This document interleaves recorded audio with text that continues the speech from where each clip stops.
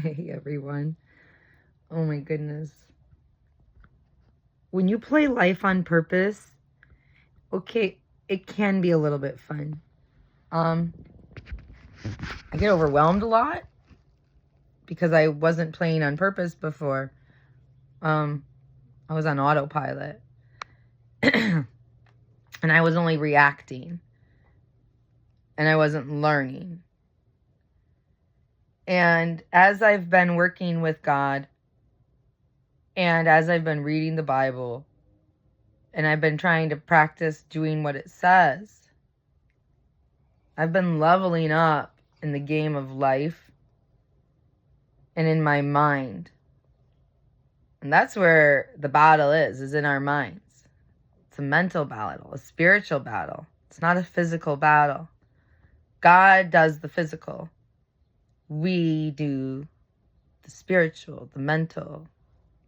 We work our heart. He can give us a new heart if we want it, but it tells us in the Bible that we have to work to keep it soft. And boy, can it be work. I've been going through a lot with a narcissistic friend lately. And I came to a crossroads last night. And I didn't know what to do. I could go left or right. And God had been teaching me so many things. He'd been teaching me responsibility, grace for myself, for others. He had been teaching me not to take things personally and when to take things personally. There's a time for everything under the sun. Basically, he's been teaching me discernment, which is taking the wisdom and knowledge you learn and applying the principles into real life. And last night in Bible study, parenting Bible study, we learned that the principle of grace is something that isn't earned or deserved. And the principle of grace is that God gives you everything you need ahead of time, and he never makes you do it alone. And so when we encounter a human who is, the book called it an ableist. They think they're able, and so they expect you to be able and the children to be able, because it's a parenting group, so, they were talking about able parents. But basically an ableist is someone with a narcissistic mindset. Their pride, their ego, their selfishness, all of those things, their confidence, whether it's false or real, makes them feel like they're able to control. And relationships and love are not about control. They're about humility, sacrifice, and love. And the world teaches they're about those other things. But the Bible, the truth, teaches us that they're not. And so God has been trying to teach me these things. I've always enabled people in their selfishness because I was like, I'm selfish. Who am I to not? I'm no better than them. And because no one held me accountable, I didn't hold anyone else accountable. Grace, love, mercy. And God has been teaching me his thoughts, his feelings, his desire, his responsibility versus mine. And so I came to a crossroads. I learned about grace last night. I'm at the crossroads with my friend. He's asking me to do something. And I'm having to evaluate what to do. What's my responsibility? What's my biblical Christ-like role in this circumstance? And I didn't know. There were so many tools bouncing around in my head, so many ideas, so many principles, so many Bible verses, so many emotions of bitterness and anger that I was trying not to listen to. It was just so much in my head. I needed help. And I was like, dude, we phone a friend. We got this option. I'm like, okay, which friend can help with this? And I have a friend who's been on his own journey, who's been trying to learn and grow, and he has been. It's been very encouraging and exciting to watch and to play with him the little bits I've been allowed to play with him. And he has some experience in this worldly side, and he's been trying to learn the biblical side. And so I felt like he would be a good friend to phone, who would have the heart to listen, but the mind to discern. And I was right. Thank you, Jesus. Thank you, Jesus. Well, I wasn't right because it was God who was used to do, but like, we got it. So I phoned a friend.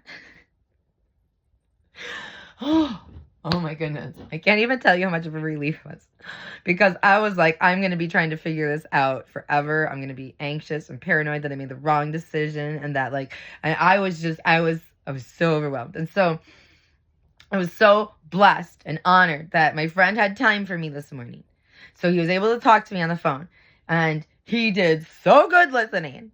And so I told him everything that was going on. I told him what I was trying to learn. I told him what my goals were. I told him what my dreams were. I told him about and he already knew a lot of the situation because we're friends. And so he had a lot of the background, which made it easier. But this conversation was still an hour. And like, I was so grateful. So like, if you see this, thank you. And so we got to the end. And what we figured out, so I'm going to share the points with you so that if you come up to a situation like this, you can apply these principles and concepts and ideas and hopefully get out.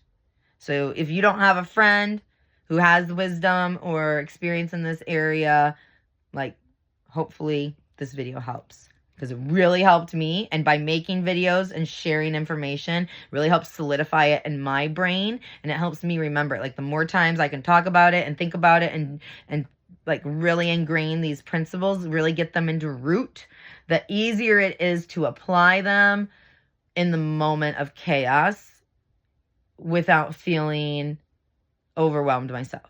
So thank you for listening, and hopefully I can help. Anyway, so one of the things with narcissistic people is the therapists say they have the mind of a 2-year-old, okay? So the mentality of a 2-year-old. They're selfish, they throw temper tantrums, they don't think about other people's needs, they don't even really know their own needs. They just don't know. They're 2 years old. They have a child brain. And that's what God told me about my friend, is that he's got a child brain. He doesn't understand. It's not malicious. Yeah, it can look that way, but he doesn't understand. I need to pray for him, and I need to teach him the way I would teach a child. So I have recently applied for my substitute teacher's license, and through that process, I had to take training to work with children. And one of the things that they trained us to do is positive reinforcement, future positive encouragement. What should you be doing? You're doing a great job at this. Something like, instead of saying, if you don't stop, I'm going to do this to you, saying, if you get back on task, the whole class would appreciate your cooperation. Or if you finish your test, you will be able to go out to recess. So instead of saying I'm going to take recess away, say if you finish, you can go. If you don't finish, then that's the logical opposite, but they can draw that conclusion themselves. You give the positive. And 2-year-olds are dramatic, and so they respond to drama. They'll try to poke and instigate, and a lot of times they won't listen unless you raise your voice, unless you give discipline, unless you give correction, unless you smack their hand, unless you hurt their feelings. Like, you don't have to hurt them physically, but a lot of times for 2-year-olds, you kind of have to hurt their feelings because they're being selfish and they have to stop. And it hurts your feelings to have to stop being selfish sometimes. And so positively reinforce that while knowing they're going to be having hurt feelings. And that's where we, as the teacher, as the empath, as the encourager, have to keep our boundaries up, to be empathetic and understanding without letting our empathy change our decision. Because just because their selfish feelings are hurt doesn't mean I should give in to that and allow them to continue being selfish. I need to stand strong on the truth and on the future and teach them to do the same. And if I give in to them, it's not going to teach them that. One of the things we learned is consequential versus inconsequential behaviors and actions. And you're supposed to ignore, and ignore means complete body language control. Don't roll your eyes, don't huff, don't sit down heavy, don't stomp your feet. That's not ignoring. That's giving energy to the negative, to the selfishness, to the chaos. And so you have to learn complete body self-control. Mind over matter. And you have to not let that child trigger you. I'm speaking to myself right now because children trigger me so bad because I be fairy-feely. And I'm like, oh, you poor. And so like you can't. In your head you can, but on the outside, you got to hold that mask, yo. You got to be strong. And know that you're doing the truth, you're doing the right thing, and it's going to help them. And it will help you too, because truth is helpful to everyone. So if you can get them to act in truth instead of act in selfishness, to act in love and humility instead of in pride and in arrogance, and the whole world will be better. And so the last thing I learned, and I might incorporate this, I might not, but the last thing that I learned is that because he's an adult and not a child, I have to approach it slightly differently than I do with children, because he's lived long enough that now he needs to be held accountable and responsible for his actions, while a child's brain is not developed. And so we can have a different kind of patience and a different kind of understanding. As an adult, just because his mind is still a child, that just means no one's held him responsible or accountable in the moment. And so that's what I have to learn to do, is consistently hold him responsible and accountable in the moment without letting him trigger me. Because narcissists will poke, and they will poke and poke. And then when you react, they get mad at you, they blame you, they shift, and it's all your fault. So it's like an ultimate self-control practice lesson. So I'm assuming if I stay on track and I keep doing the work that I'm supposed to be doing, that in the 6 to 8 weeks that I need to wait to get my license approved, I'm going to learn how to handle my friend and how to handle myself. And then I'll be responsible enough in God's sight to work with children. And so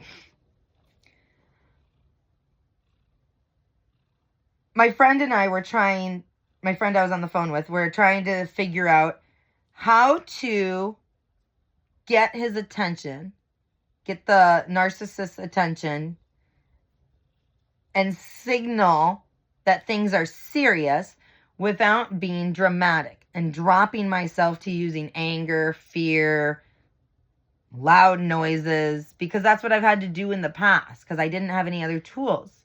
So I had to learn that I have to cry in the public place loudly before he would actually believe, because I had too much self-control.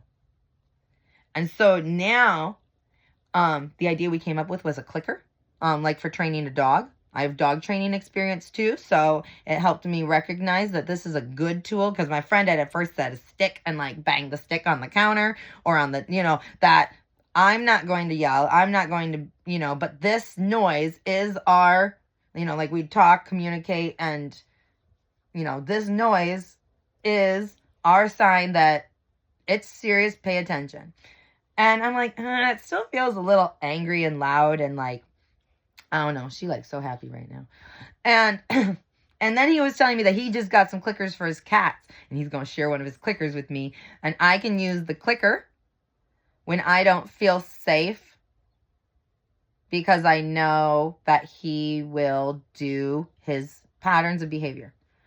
And so I also have to have a conversation with him. My therapist told me, where I have to sit down and ask him self-awareness questions like, why is it, or why do you think it is that you only help me if I am behaving in a dramatic way, such as sobbing loudly, such as breathing heavily and acting really stressed out and slamming cupboard doors? Why is it that you won't help me even when you say you will? Why is it that unless I behave in an inappropriate manner, you won't be a man of your word, you won't be responsible, you won't be loving, you will only be selfish? And now I got to find a way to ask that a little bit more nicely, which is part of my job. Like I wrote down my talking points and my things, but these are things I have to navigate with him, because unless he's self-aware of his problems, which I don't know if he is or not, but as soon as I have the conversation, I know he will be, and then I can hold him responsible for it. But until I know, right now, I have to assume, with what I know about how he was raised, he has the mind of a 2-year-old. He's never been taught these things before. He's doing the best he can with the information he has. And unless I teach him and more information and the way he likes to learn, he doesn't like to be told. He's a man. Most men don't. He likes to be asked questions and have to like figure it out himself. I like to just have the answers. And God likes to give us the answers. That's great. He gives it all ahead of us, ahead of time. And if we want it, we have all the answers. We just have to ask and we will receive. Seek and we will find. Knock and the door will be opened. And so I'm trying to act out of humility. Lay that down. I'm not able. God, I need help. God, I need help. Where do I get it? I'm seeking. I asked you for help. Jesus, help. Jesus, help. Jesus, help. I'm seeking. Oh, this is the door to knock on. Knock, knock, knock. Hello, friend. Oh, yes, you do? Oh. And then he gave me all the answers. He gave me everything. I felt so encouraged afterwards. I feel excited to try again with my friend. I know he's going to hurt me. I know he's going to make mistakes. But that's okay. He's just a little kid. He's got a baby brain. It's okay. That's how we learn. But I have to learn not to take it personally. I have to learn how to set boundaries, and that's what I need to learn. And so this is the best place to learn it, because it's in the privacy of my own home. It's not hurting outside observers. It's kind of hurting. Well, no, because his kids are seeing it, and they're seeing, and they're asking me, why is he doing that? Why is he behaving like? And they're seeing that my behavior is more loving, is more kind, is more biblical, and that dad's is not. And that's encouraging for me, because that means that I'm acting like Jesus instead of like Catherine. And so that means I'm learning love. And so the more I practice it, the deeper that root will go, the more I'm willing to let my feelings be hurt. Because like that's all he can really do is hurt my feelings and let me down and disappoint me. But I learned that I learned that our feelings and emotional pain release the same hormones and the same neural pathways fire as physical pain. And I've experienced an extreme amount of physical pain in my life. And I used to do it on purpose for fun. And so if I used to do it on purpose for fun with the enemy, I have zero excuse not to do it on purpose for fun, emotionally, with Jesus to teach the children. And now that I understand, it's easier to hold a little bit more distance and to give that burden to Jesus. And that when I get the feelings, when I get disappointed, when I get let down, I can run to Jesus and he'll give me all the answers. He'll help me out. He'll take that burden. He'll give me understanding and encouragement, and the joy of the Lord is my strength. And I'll get to learn new skills, and I'll get to level up as a human. And that is grace. That is love. Love isn't controlling someone so that they do exactly what you want. Love is working with them. Sanctification. I learned that word at my other Bible study. Sanctification. Letting God purify your heart piece by piece, bit by bit, experience by experience. I love you guys. I hope some of this helped. It sure helped me.